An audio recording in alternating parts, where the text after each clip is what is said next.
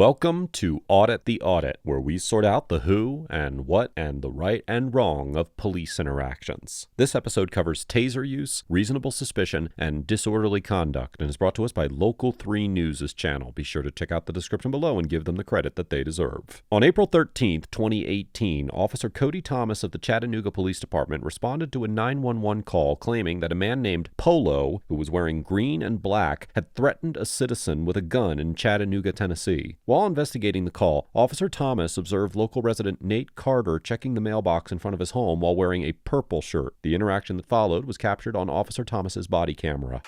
Are you Polo? Now, what's your name?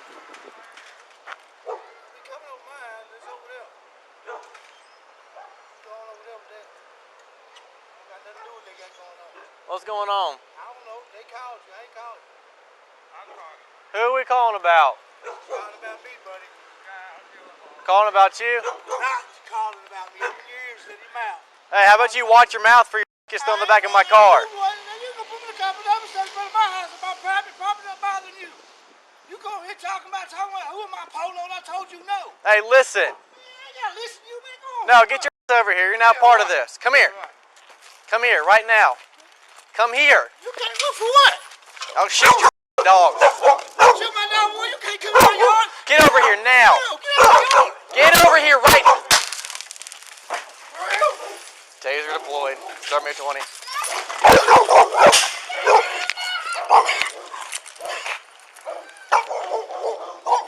After Officer Thomas attempts to detain Mr. Carter with a verbal command, Mr. Carter refuses to comply and begins to walk back towards his home, and Officer Thomas tases him in the back. The Chattanooga Police Department's use of force policy repeatedly requires officers to use only the minimum level of force that is reasonably necessary to achieve certain lawful objectives, such as conducting lawful public safety activities, protecting persons and property, overcoming physical resistance, effecting arrests, maintaining control of an arrested person, preserving the peace, preventing the commission of an offense, and preventing serious physical injury or death. In describing the amount of force that officers are authorized to use against citizens, the policy states that, quote, "Under no circumstances shall the force used be greater than necessary to achieve lawful objectives." And, now quoting again, officers must always use the minimum amount of force necessary to accomplish these objectives. The policy also explains that, quote, "Whenever possible, police officers shall employ a progression of force, commonly referred to as the use of force continuum.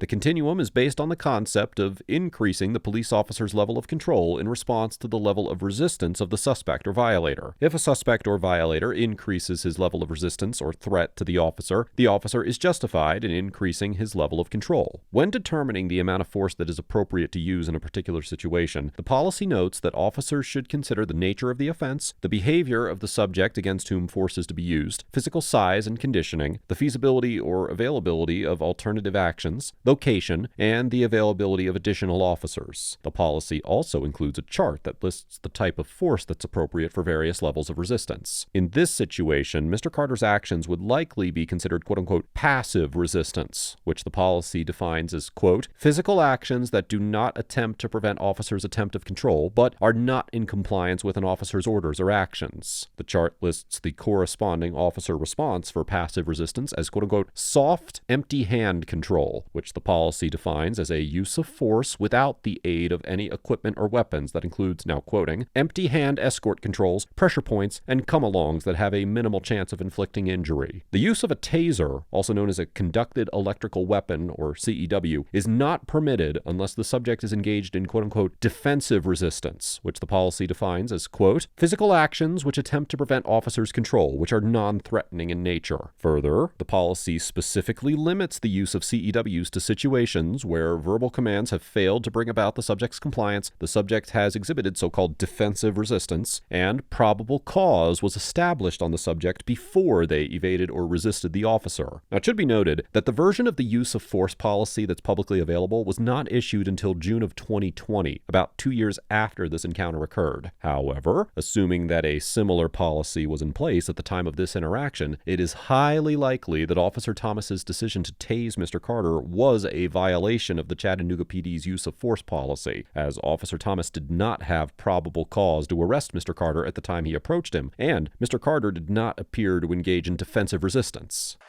Hey, show me your hands! here. Start me some cars. Suspect just went back in the house. Get your ass out here. Show me your hands. Get your ass out here now. Get your ass over here now, or I'm gonna shoot your down. Get your ass out here now. Put your hands up. What are you doing me with your hands up? Do it now. Get your ass over here now. Show me here. Suspect just went back in the house. Hold on, I'm moving my car in front of the house. I'm moving my car in front of the house. I have a unit go to the back of the house. We got 2 units up front. Suspect has gone back in and out of the house. Taser has been deployed. We're still working on getting him outside. Come out. Get your over here now! Get your over here now! He went back in. Hey, sweetie, come here. Come here. It's okay. Y'all come here. Hey, y'all come here. Everything's okay. No, it's not okay. You stay right there. Hey, you come over there. You go over there. Come here. Come here now. Come here now. Get away from the dog. I'm taking my mail off. Man, what you sleeping on the ground for? This is necessary. Motherfucker! Are you serious? I took my mail. Y'all get my kids on here. Why y'all doing that? Did I take my mail and talk with somebody else? I'm tight. You got the handcuffs too tight. Who cares? Get in the car. Who cares? Get in the car. Man, for real? For real. Get in the car. Real? Oh, I popped my cherry. Taser. He did. He got popped and then rode it for a minute. And then he slammed the door and the bars popped off. So I don't know if it actually hit him or not. Huh? Anything medical for him? He got barbs in his back. His info and why I'm here. This guy. Yeah. Come on, babies. I'll go talk to him. I need to calm down. Alright. Yeah, I'm the one that You called, called, correct? Yeah. Was this about him, correct? No. It was another guy, but he ran through. He had the Glock. He was standing by that telephone pole, and he was talking about shooting up. Me and her was in there playing cards. He was talking about shooting up in her. Because when I walked up, you said, yes, that's him. No, I said no. Yes, you did, because I walked up and I said, who are you here about? And you said, yeah, that's why I'm here. And so when I started confronting him about going in the house, that's when all this erupted. Because when you started going toward him to the steps, I was hollering, that's not him. Yeah, just grab his info, thank you. I pulled up here, and he was standing out in the middle of the road, and I was like, well, I'm guessing this guy could be it. What was I didn't even hear what the initial call was. Somebody said they had a gun, they were threatening to shoot this guy. I said, hey, are you Polo? And he's like, I don't know what you're talking about, leave me alone. Like, he's calling you, shoot. He's like going like this, like, shoot. And I was like, well, I'm trying to figure out why I'm here. And he's like, he called you, not me. Now go deal with him. So I'm like, what is your name? He made some comment. I said, what? And he said, how about you open up your ears and shut your mouth? And then so I asked him for his ID, and he was like, man, what you talking about? Leave me alone. Well, in my mind, that's the guy who has the gun. I said, how about you come over here to give me your ID? And he's like, no, I'm going back in my mouth. Or going back in my house. And he kind of stepped towards me and started walking back in the house. So I'm thinking he's going to go do something with the gun. So I tased him right in the back. He rode it for a solid 3 seconds. And then tripped up the stairs. And then he came back in the house. And so I pulled my car to where I can get behind it. So I didn't know if he was going to come back out and try to shoot. And then he came back out, but he was like still hiding behind the door. So I was like, he has a gun in his hand and something bad's about to go down. That's when he kept going in and out. Y'all walked up and his girls walked out. One's a boy. Oh, was it? Officer Thomas summarizes his encounter with Mr. Carter, claiming that he saw Mr. Carter standing in the middle of the road and thought, and I'm quoting, I'm guessing this guy could be it. In the landmark 1968 decision of Terry versus Ohio, where the Supreme Court first established that officers may briefly detain individuals based on so-called reasonable suspicion of criminal activity, the court explained that in evaluating the reasonableness of a particular seizure in light of the particular circumstances, quote, it is imperative imperative that the facts be judged against an objective standard. Would the facts available to the officer at the moment of the seizure warrant a man of reasonable caution in the belief that the action taken was appropriate? Anything less would invite intrusions upon constitutionally guaranteed rights based on nothing more substantial than inarticulate hunches, a result this court has consistently refused to sanction. The court also noted that, now quoting again, simple good faith on the part of the arresting officer is not enough. If subjective good faith alone were the test, the protections of the Fourth Amendment would evaporate, and the people would be secure in their persons, houses, papers, and effects only in the discretion of the police. The Supreme Court further articulated the definition of reasonable suspicion in the 1981 case of U.S. versus Cortez, stating that, quote, "The essence of all that has been written is that the totality of the circumstances, the whole picture, must be taken into account. Based upon that whole picture, the detaining officers must have a particularized and objective basis for suspecting the particular person stopped of criminal activity." The court then identified two elements that must be present for a stop to be permissible under the Fourth Amendment: that the assessment was based upon all of the circumstances, and that the circumstances must, now quoting, "raise a suspicion that the particular individual being stopped is engaged in wrongdoing." Although the Sixth Circuit Court of Appeals held in the 2015 case of U.S. versus Chambers that, quote, "a suspect's presence near the location of a reported crime can be a salient factor giving rise to reasonable suspicion," in this situation, Mr. Carter did not match the description of the suspect, who was reported as wearing a green shirt, and the victim claimed that he told Officer Thomas that Mr. Carter was not the perpetrator. As such, even if Officer Thomas had a good faith belief that Mr. Carter was the suspect, it is likely that a court would conclude that the circumstances did not provide him with the objective, reasonable suspicion necessary to detain Mr. Carter. That white one, he said, "The dog will bite." And I was like, "Oh, shoot your dog." Mom isn't around though. For the kids? Alright, so you hang out with the kids. If we had Adam count as a medical professional look at him here, I'm okay with that. Okay. But the hospital needs to clear him before he can do anything. Talk to Van Ness about how to write it up. I feared for my life. The way you described it is fine, but make sure you, exactly how you described it to me, it needs to be written down. So what are you charging him with so I can tell his wife? Disorderly and resisting. Okay. And if Van Ness could help me with make up anything else. That's what I have right now, is disorderly, resisting.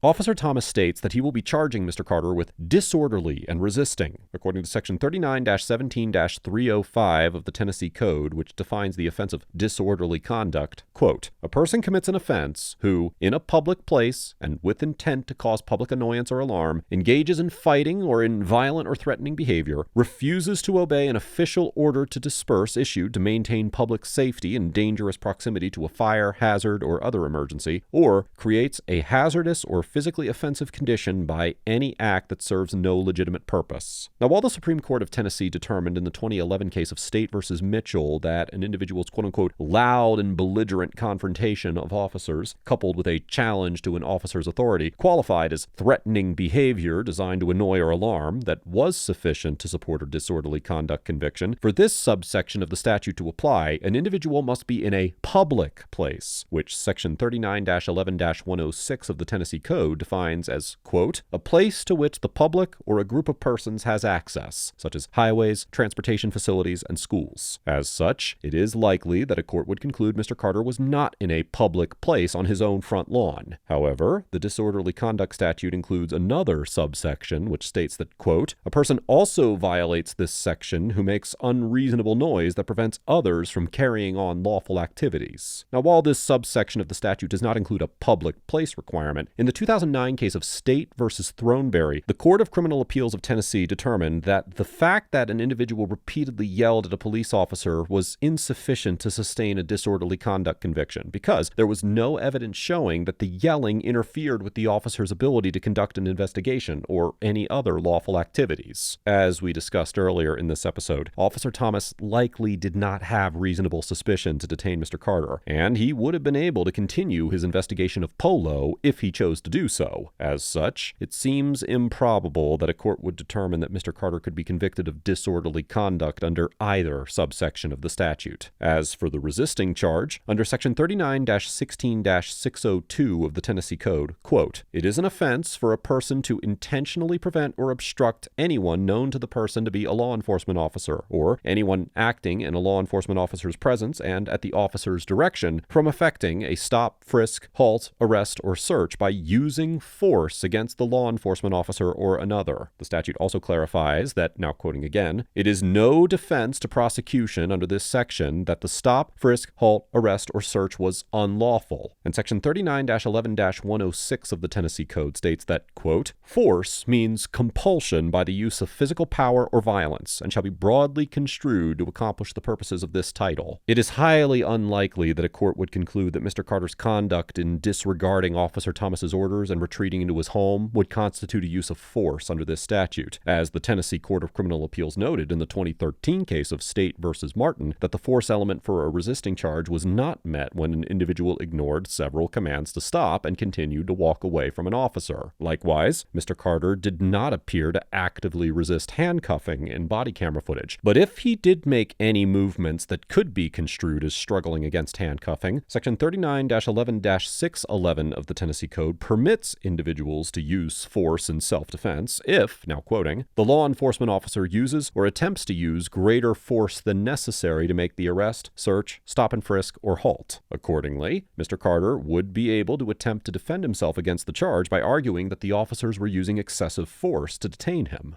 I didn't figure out, do you have any of this information? Could you pull that up? I have it. Harbin will? Because he did the report. Hey, he didn't have his wallet on him. I have no idea who this guy is. Maybe he'll tell you if not, he's John Joe. We're going to take you to Erlanger. For what? No, I have a kid, buddy. Mama's coming to take him. Why you taking me to Erlanger? Because you got tased. Is this what you taking me to jail? Yep. For what? Disorderly and resisting. I didn't resist arrest. Man, I came outside to check my mail. I had nothing to do with what was going on over there. How the hell I get on the jail but jump outside to check my mail? Are you serious? I'm serious. For real? Has a heart attack. You don't care about nothing but your personal agenda. Trying to save your because you had no reason to even talk to me. You weren't called to my address.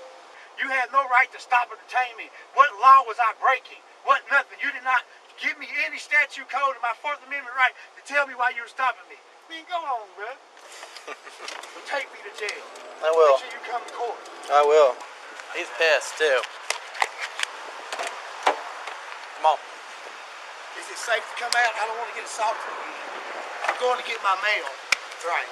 Go to jail for getting your mail. After his arrest, Mr. Carter was charged with disorderly conduct and resisting arrest, but on November 2nd, 2018, both charges were dismissed. A complaint was filed with the Chattanooga Police Department, and the internal affairs investigation found that Officer Thomas had used force outside of the department's standard guidelines, submitted official reports that contained false and misleading information, showed willful indifference to complaints of a prisoner, and displayed behavior and used language during his interaction with citizens that was unnecessary and unprofessional. As a result of these violations, Officer Thomas received an 80-hour suspension in November of 2018, and then returned to the force. On April 2nd, 2019, Mr. Carter filed a lawsuit in the Circuit Court for Hamilton County, Tennessee, which was later removed to federal court. The complaint asserted claims including excessive force, malicious prosecution, false arrest, assault, and battery, and requested $1 million in compensatory damages and $2 million in punitive damages. On November 19th, 2019, the case was dismissed after the claims were settled for an undisclosed amount. Overall, Officer Thomas gets an F for unreasonably deploying a taser on Mr. Carter in likely violation of department policy, maintaining an aggressive and belligerent demeanor throughout the encounter, and misrepresenting essential details regarding the incident, such as claiming that Mr. Carter was in the middle of the road when he was clearly at his mailbox when the body camera footage began. Although Officer Thomas claimed to believe that Mr. Carter was the suspect reported in the 911 call, I find this contention dubious, particularly given that Mr. Carter was wearing a purple shirt rather than a green one, and both Mr. Carter and the victim informed Officer Thomas that Mr. Carter was not the perpetrator. Rather, it seems more likely that Officer Thomas reacted to perceived disrespect from Mr. Carter, as evidenced by the fact that he told Mr. Carter, and I'm quoting, "You're now part of this," after he made comments that Officer Thomas did not seem to appreciate. The truly unhinged behavior exhibited by Officer Thomas during this encounter demonstrated a propensity for both violence and dishonesty, and I seriously question whether a 2-week suspension was sufficient to address these underlying issues. Mr. Carter gets an A- because although he was somewhat verbally combative in his comments towards Officer Thomas and ignored some of his commands, he did not appear to violate Tennessee law at any time during the encounter and took appropriate legal action by filing a lawsuit after the encounter. As we discussed in this episode, Mr. Carter likely did not commit any crimes in the course of the interaction, even when he failed to comply with Officer Thomas's commands and entered his home. However, it is important for viewers to note that disobeying officer orders in situations like this may be considered resisting or obstructing in states that do not recognize the right of citizens to resist unlawful orders and do not require the use of force to sustain a resisting conviction. That being said, Officer Thomas's use of a taser against Mr. Carter was clearly unjustified, particularly given the legality of Mr. Carter's actions in Tennessee, and I commend Mr. Carter for pursuing accountability against Officer Thomas for this violation. Let us know if there is an interaction or legal topic that you would like us to discuss in the comments below. Thank you for watching, and don't forget to check out my second channel for even more police interaction content.